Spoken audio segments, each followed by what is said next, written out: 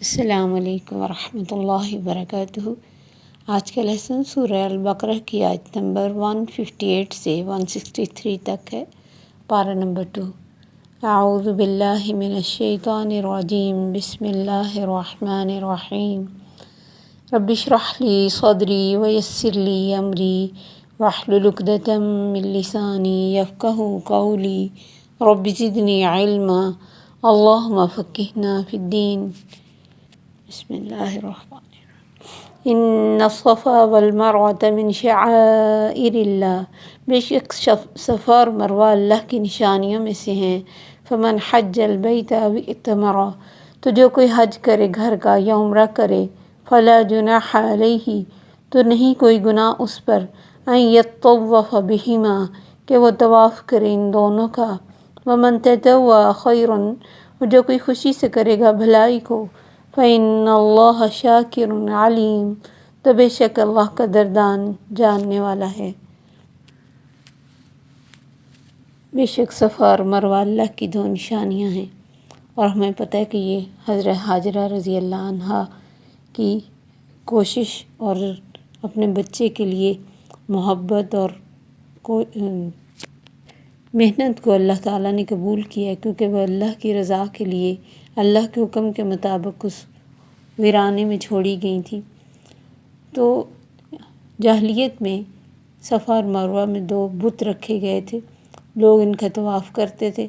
تو جب اسلام آیا اور لوگوں نے یہ عمرہ وغیرہ شروع کیا،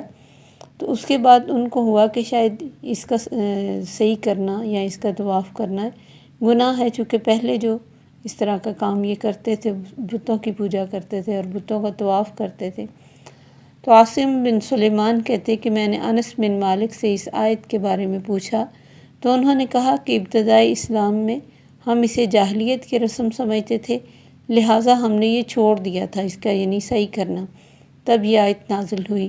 کہ بے شک صفا اور مروہ اللہ کی دو نشانیاں ہیں، تو جو بھی اس گھر کا حج اور عمرہ کرے اس پہ کوئی گناہ نہیں کہ وہ ان کا طواف کرے۔ چنانچہ اہل مدینہ صفا اور مروہ کے درمیان صحیح کرنے لگے، لیکن وہ اس کو برا اس لیے سمجھتے تھے کہ وہ منات کا اعتقاد رکھتے تھے اور اصحاف اور نائلہ کو نہیں مانتے تھے، یعنی اہل مدینہ جو تھے وہ منات کے پیروکار بنے ہوئے تھے۔ چنانچہ ہشام بن عروہ اپنے باپ سے روایت کرتے ہیں کہ میں نے سیدہ عائشہ سے پوچھا، جبکہ میں ابھی کم سن تھا یعنی بچہ تھا، کہ اللہ تعالیٰ کے قول ان الصفا والمروہ سے تو یہ معلوم ہوتا ہے کہ اگر کوئی شخص صفا مروہ کا طواف نہ بھی کرے تب بھی کوئی قباحت نہیں۔ انہوں نے کہا نہیں، اس کا مطلب یہ نہیں، اگر یہ مطلب ہوتا تو اللہ تعالیٰ یوں فرماتے کہ اگر ان کا طواف نہ کرے تو کوئی گناہ نہیں۔ یہ آیت انصار کے حق میں اتری ہے، وہ حالت احرام میں منات کا نام پکارتے تھے اور یہ بت قدید کے مقام پر نصب تھا،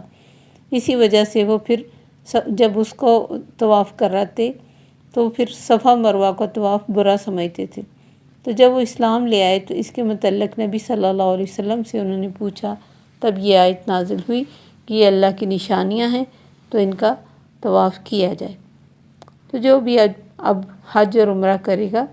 تو اس کو اس کا طواف کرنا ضروری ہے۔ ومن تطوع خیرا، اور جو خوشی سے بھلائی کو کرے گا تو بے شک اللہ قدردان جاننے والا ہے۔ پھر جس جگہ پہ حضرت ہاجرہ رضی اللہ عنہا تیزی سے دوڑی اپنے بچے کی پریشانی کو دل میں لا کے، وہاں مردوں کو بھی تیزی سے دوڑنے کا اور باقی آہستہ چلنے کا حکم ہے۔ یعنی اللہ نے جس طرح انہوں نے اپنے بچے کی پیاس کے لیے کوشش کی، اللہ تعالیٰ نے چونکہ وہ اللہ کی راہ میں تھے اس کی بہت قدر کی، کیونکہ وہ تو نیتوں کے حال جانتا ہے، اور ہمیں پتہ ہے کہ جب حضرت ابراہیم علیہ السلام ان کو اس ویرانے میں چھوڑنے کے لیے گئے تو وہ بہت حیران تھی کہ مجھے کیوں چھوڑ کے جا رہا ہے، بار بار وہ حضرت ابراہیم علیہ السلام کا ہاتھ پکڑ کے پوچھتی تھی کہ آپ ہمیں کیوں چھوڑ کے جا رہے ہیں۔ اب دیکھیں کہ انسان یہ سوچتا ہے کہ یعنی جیسے کووڈ میں تھوڑا آئسولیشن ہوئی تھی، تو اصل تنہائی اور اصل آئسولیشن حضرت ہاجرہ کی ہے۔ کوئی بھی عورت سوچے کسی ایسی جگہ پہ جہاں کوئی انسان نہ ہو، جہاں کوئی درخت نہ ہو، گرینری نہ ہو، رونق نہ ہو، پانی نہ ہو، اور اتنی خاموشی، اور پھر درندوں کا بھی خطرہ ہو، اور اکیلی عورت، انسان سوچ کے بھی گھبرا جاتا ہے۔ اور اللہ کی یہ نیک بندی، پھر جب حضرت ابراہیم علیہ السلام سے انہوں نے بار بار پوچھا اور وہ خاموش رہے، آخر جیسے اللہ نے ان کے دل میں ڈالا، انہوں نے پوچھا کہ اللہ نے آپ کو حکم دیا ہے کہ آپ ہمیں یہاں چھوڑ کے جائیں؟ تو انہوں نے جواب دیا کہ جی۔ پھر کہنے لگی چاہیے آپ، اللہ ہمیں ضائع نہیں کرے گا۔ تو کیا کرتے ہیں ہم زندگی میں، کتنا بڑا کر سکتے؟ کوئی بھی اس آئسولیشن کو سوچے جو حضرت ہاجرہ نے گزاری ہے، اور جو ہم نہ ان کے ساتھ کوئی بات کرنے والا ہے، نہ ان کی تکلیف کو کوئی اللہ کے سوا دیکھنے والا ہے، وہ نہ روئیں نہ گڑ گڑائیں، اور پھر پہاڑیوں پہ چڑھنا اور پانی کی تلاش میں دائیں بائیں دیکھنا، اور انسان جتنا بھی سوچے اس کے لیے حیران کن معاملہ ہے کہ حضرت ابراہیم علیہ السلام نے الگ آگے جا کے پہاڑ کی اوٹ میں کھڑے ہو کے یہ دعا کی کہ یا اللہ، ربنا انی اسکنت من ذریتی بواد غیر ذی زرع، یا اللہ میں نے آباد کر دیا اپنی اولاد کو اس وادی میں جو غیر زراعت کے بغیر ہے، جہاں کچھ بھی اگتا نہیں ہے، کچھ کھانے کو نہیں ہے۔ اور پھر وہ کون سا بڑا تھیلا دے کے گئے تھے کھجوروں کا، اور صرف کھجوریں ہی پانی کھانا ہو تو وہ بھی کتنا مشکل ہوتا ہے۔ چھوٹی سی ایک تھیلی تھی، لیکن اللہ انتظام کرنے والا ہے، جو اس کی راہ میں نکلتا ہے اسے اکیلا نہیں چھوڑتا، بٹ اس کے لیے بہت بڑا ایمان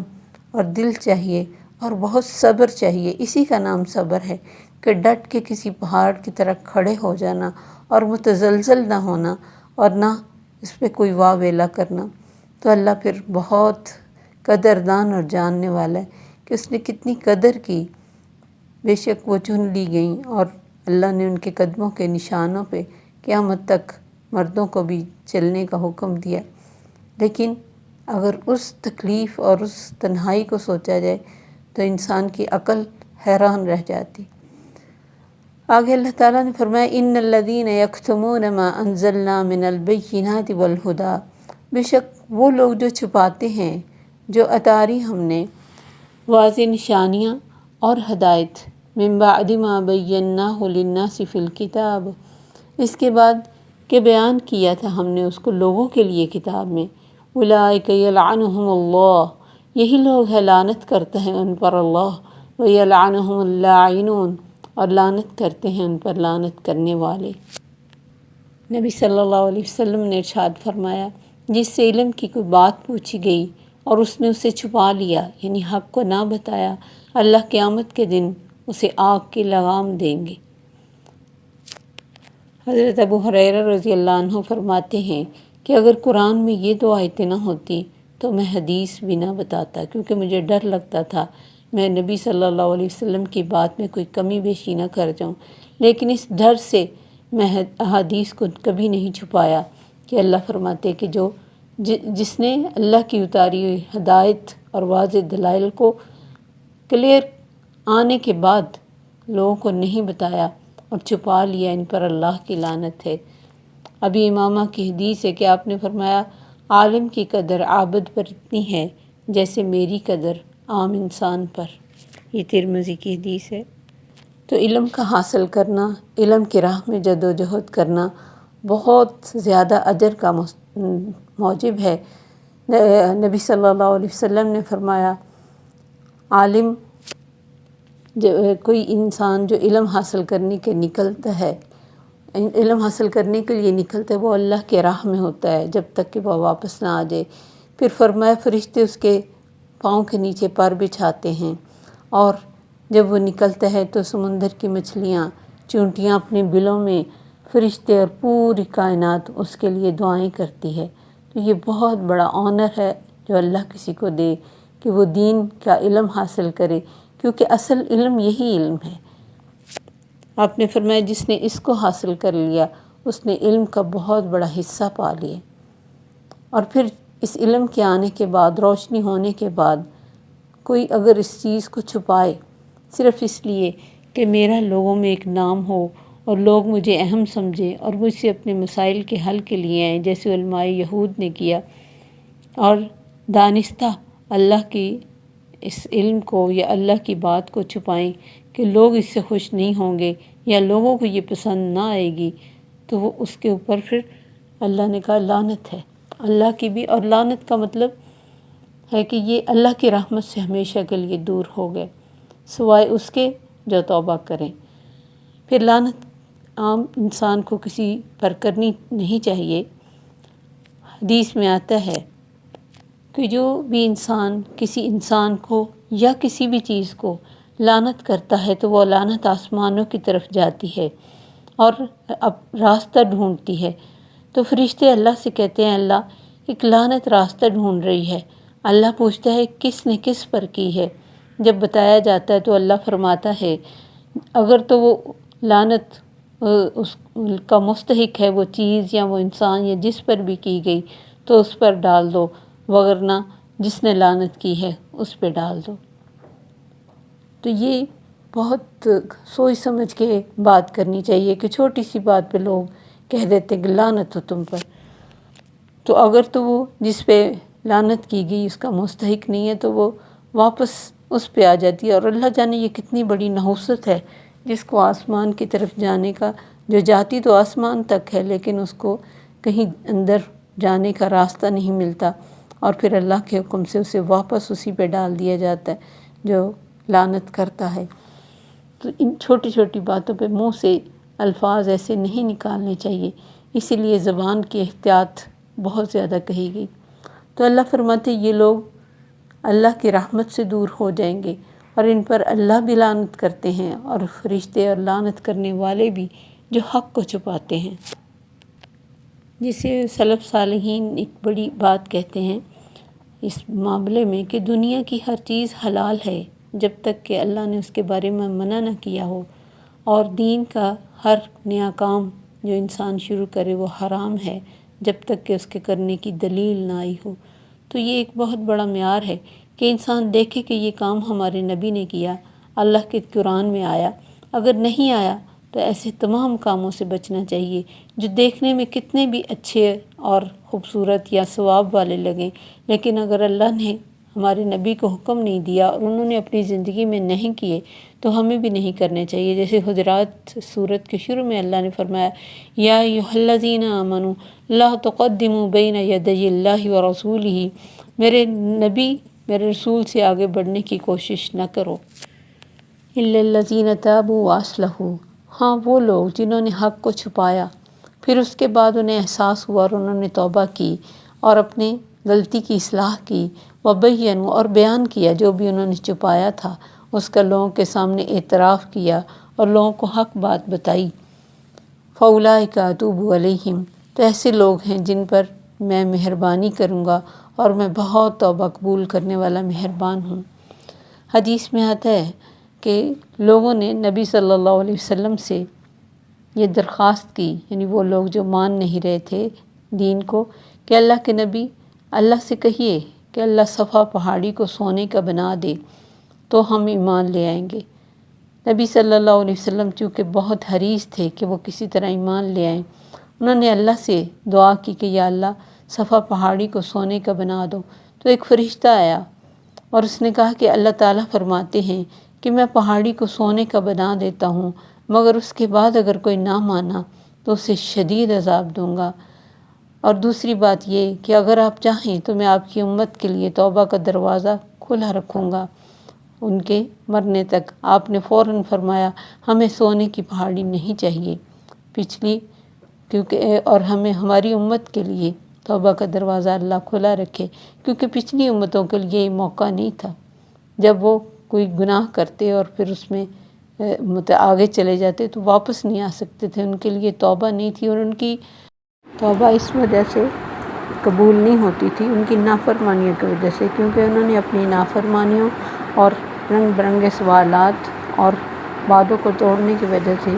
دین کی سختی ان پر ہو گئی۔ تو اللہ نے ہماری امت کے لیے یہ خاص مہربانی ہے کہ مرتے دم تک آخری سانس سے پہلے تک انسان کی توبہ اللہ قبول کرتے رہتے ہیں، اور اس چیز کو اللہ نے یعنی جب نبی صلی اللہ علیہ وسلم سے پوچھا اور آپ نے اس کو قبول کیا۔ پھر آگے اللہ تعالیٰ نے فرمایا ان الذین کفروا وماتوا وہم کفار، بے شک وہ لوگ جنہوں نے کفر کیا، حق کو چھپایا، کفرہ چھپانا بھی ہوتا ہے، وہ لوگ جنہوں نے حق کو چھپایا، اللہ کے حق کا انکار کیا، اپنے انبیاء کو نہیں مانا، توبہ بھی نہیں کی، کیونکہ توبہ کی شرائط کے ساتھ اگر کیا جائے تو کتنا بھی بڑا جرم ہو اللہ اس کو معاف کر دیتے، کہ انسان کو اپنے کیے پہ پچھتاوا اور ندامت ہو اور اللہ سے وہ آئندہ نہ کرنے کا عہد کرے اور شرمندگی ہو اس کے دل میں اور اس کے لیے توبہ کرے تو اس کی توبہ قبول ہوتی ہے۔ لیکن جو لوگ انکار کریں اور پھر اسی میں آگے بڑھتے جائیں اور اسی حالت میں مر جائیں اور کافر ہی رہیں، تو پھر اللہ نے دوبارہ ارشاد فرمایا کہ ان پہ اللہ کی لعنت، اس کے فرشتوں اور تمام لوگوں کی لعنت، خالدین فیہا، اسی لعنت میں وہ ہمیشہ رہیں گے، یعنی وہ اللہ کی رحمت میں آ ہی نہیں سکیں گے، اللہ کی رحمت سے دور رہیں گے۔ لا یخفف عنہم العذاب، ان سے عذاب ہلکا بھی نہ ہوگا، ولا هم ینظرون، اور نہ ہی ان کو مہلت دی جائے گی کہ وہ سانس لے سکیں یا پھر کسی گرمی سے نکل کے کچھ اچھی فضا میں آ سکیں۔ وہ منتیں بھی کریں گے کہ ایک دن کے لیے ہمارا عذاب ہلکا کر دو، تو ان سے ہلکا نہیں ہوگا۔ پھر اللہ تعالیٰ نے فرمایا وَإِلَٰهُكُمْ إِلَٰهٌ وَاحِدٌ، اور تمہارا معبود ایک ہی معبود ہے۔ جب نبی صلی اللہ علیہ وسلم نے مکہ والوں کو آواز دے کے اللہ کے اس دین کی دعوت دی کہ قولوا لا الہ الا اللہ تفلحوا، کہ کہو اللہ کے سوا کوئی معبود نہیں، کامیاب ہو جاؤ گے، تو ان کو فوراً اس بات کی سمجھ آ گئی، اور انہوں نے یہ کہہ کے، بہت ساری انبیاء کی امتوں نے بھی یہی کہا کہ کیا تو سب معبودوں کا ایک معبود بناتا ہے، کیونکہ انہوں نے تو ہر چیز کے لیے الگ سے خدا بنائے تھے، کوئی رزق کا، کوئی اولاد کا، کوئی بارش کا، کوئی حق، مطلب کہیں جانے آنے کے لیے وہ کسی سے پوچھتے، تو مختلف ان کے 360 بت جیسے حرم میں رکھے تھے۔ تو اس کی وجہ یہ تھی کہ وہ ایک کو سمجھتے ہی نہیں تھے کہ اس کے ذریعے میرے سارے کام ہو جائیں گے، نہ ان کو ایک پر بھروسہ تھا۔ تو اللہ ایک پر بھی ان کو اسی طرح ہی لگا، تو وہ آگے سے کہنے لگے کہ اس کے لیے ہمیں بلایا تھا، حالانکہ یہ اتنا بڑا کلمہ ہے، اردو میں اس کا کوئی مطلب نہیں۔ الہ، ایسی ذات جو حیران کر دے، جس میں ساری جامع صفات ہوں، جو تمام طاقتیں رکھتی ہو، جو خالق کائنات اور مالک اور رازق کائنات ہو، ساری امیدیں اسی سے وابستہ کی جائیں ان کو، اور بھروسہ بھی اسی پر ہو، جو بڑائی، طاقت، بندگی کے لائق ہو، جس کے ساتھ جڑ کے انسان کو کوئی خوف نہ رہے۔ پھر نبی صلی اللہ علیہ وسلم نے فرمایا جس نے ایک دن میں 100 بار لا الہ الا اللہ کا، اس کے فائدے سے اس دن کوئی آگے نہیں بڑھ سکتا الا یہ کہ کوئی اس سے زیادہ دفعہ کہتے، یعنی یہ کلمہ اتنا بڑا ہے۔ لیکن اس کو یہ سمجھنا چاہیے کہ یہ کلمہ صرف کلمہ نہیں، یہ بہت بڑا عقیدہ ہے جس کی ہر نبی نے، یعنی ایک طرح سے یہ بیس لائن ہے، ہر نبی نے اسی کی تاکید کی، ہر نبی کی تبلیغ کا پہلا لفظ یہی تھا، یا قوم اعبدوا اللہ ما لکم من الہ غیرہ، اے قوم اللہ کی عبادت کرو، اس کے سوا کوئی معبود نہیں ہے۔ حضرت معاذ رضی اللہ عنہ کہتے ہیں، سیدنا انس فرماتے ہیں کہ نبی صلی اللہ علیہ وسلم نے حضرت معاذ رضی اللہ عنہ کو 3 دفعہ پکارا اور فرمایا معاذ، جو شخص سچے دل سے یہ گواہی دے کہ اللہ کے سوا کوئی عبادت کے لائق نہیں اور محمد صلی اللہ علیہ وسلم اللہ کے رسول ہیں، اللہ اسے آگ پر حرام کر دے گا۔ معاذ رضی اللہ عنہ کہنے لگے، میں لوگوں کو یہ بات بتا دوں کہ وہ خوش ہو جائیں؟ فرمایا نہیں، وہ توکل کر بیٹھیں گے، لہٰذا ایسی بشارت نہ دو۔ پھر معاذ رضی اللہ عنہ نے موت کے وقت گناہگار ہونے کے ڈر سے لوگوں میں یہ حدیث بیان کی، کیونکہ لوگ صحیح طور پر بات کو سمجھتے نہیں اور اس کے صرف زبانی الفاظ ادا کرنے کو ہی سب کچھ سمجھتے ہیں۔ جیسے اب کوئی بیٹھ کے سارا دن زبان سے لا الہ الا اللہ کہتا رہے، لیکن اگر اپنی زندگی کے معاملات میں وہ شرک کرتا ہے، اپنی باتوں میں، اپنے شب و روز میں امید کسی سے رکھتا ہے، توکل اور بھروسہ کسی اور پہ کرتا ہے، اپنے کرنی والا کسی اور کو سمجھتا ہے، مشکل میں کسی اور کے آگے جھکتا ہے، کسی اور کے در پہ جا کے کبھی شفا مانگتا ہے اور اولادوں کے لیے کہیں اور جا کے اولاد مانگتا ہے، تو پھر اس کی زبان سے لا الہ چاہے وہ کتنا بھی کہے اس کا کوئی فائدہ نہیں، کیونکہ یہ ایک بہت بڑا عقیدہ ہے اور اسی پر ساری بیس لائن ہے کہ اللہ تعالیٰ نے انسان کو پیدا کیا تو اسے یہ احساس ہو اس کا مالک خالق رازق ایک ہی رب ہے۔ دراصل مشرکین مکہ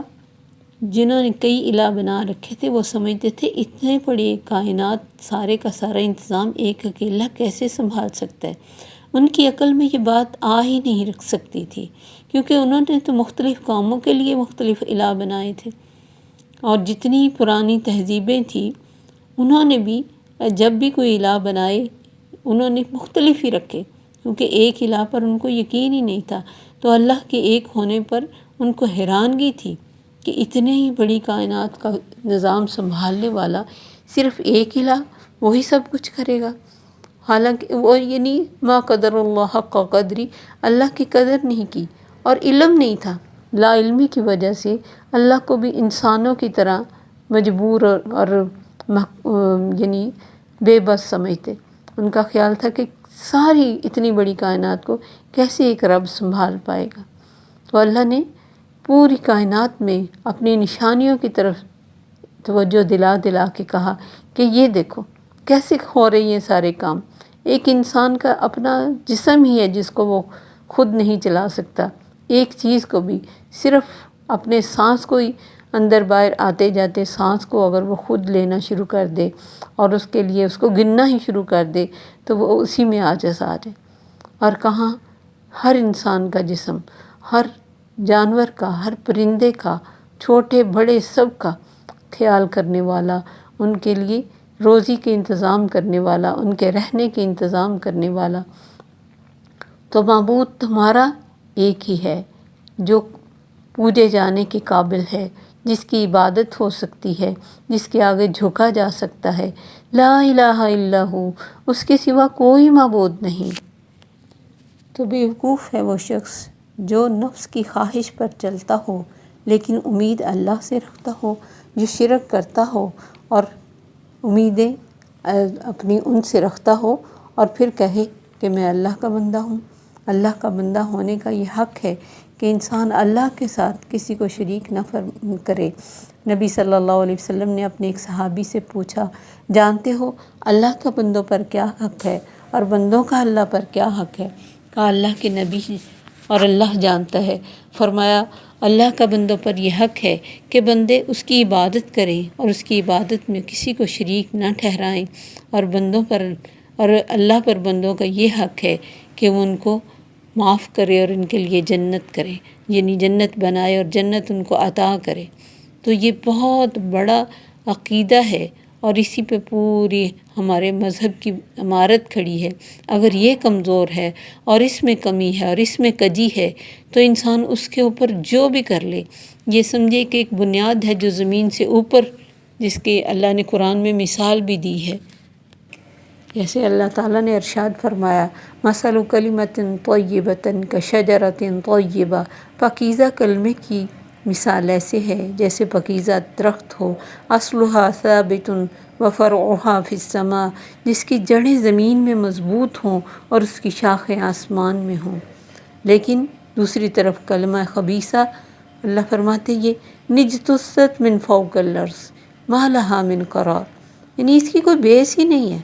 کوئی جڑ ہی نہیں ہے، نہ اس کو کوئی قرار ہے۔ جس طرف کوئی لگاتا ہے اسی طرف چلا جاتا ہے۔ کوئی ایک طرف جا رہا ہے اور اس کو دوسرا کہے کہ اس طرف آ جاؤ، وہ اس طرف چلا جاتا ہے۔ اس کی اپنی کوئی بیس اور بنیاد نہیں ہوتی۔ تو جو عقیدے کی کمزوری کو رکھتا ہے اپنے اندر، اس کے دل کو سکون آ ہی نہیں سکتا، کیونکہ وہ ایک رب ہے جس سے جڑ کر انسان کو سکون ملتا ہے، اور وہ سمجھتا ہے کہ میری ہر مشکل، میری ہر خوشی، میرے ہر غم، اور میرا ہنسنا اور میرا رونا اور میرا زندگی گزارنا اور دیکھنا اور سننا اور سانس لینا سب اس رب کی نظر میں ہے۔ وہ اللہ کی پریزنس کا احساس کرتے ہوئے جب جیتا ہے اور اس کے سوا کسی پہ بھروسہ نہیں کرتا تو پھر اس کے دل کو ایک عجیب سکون ملتا ہے۔ وَمَن يَتَوَكَّلْ عَلَى اللَّهِ فَهُوَ حَسْبُهُ، جو اللہ پہ بھروسہ کرتا ہے اللہ اس کے لیے کافی ہو جاتا ہے۔ وَمَن يَتَّقِ اللَّهَ يَجْعَل لَّهُ مَخْرَجًا، جو اللہ سے تقویٰ کر کے زندگی کو گزارتا ہے اللہ اس کو مشکلوں سے نکلنے کا راستہ دیتے ہیں۔ وَيَرْزُقْهُ مِنْ حَيْثُ لَا يَحْتَسِبُ، اور اس کے لیے وہاں سے انتظام کرتے ہیں جو اس نے کبھی سوچے بھی نہیں ہوتے۔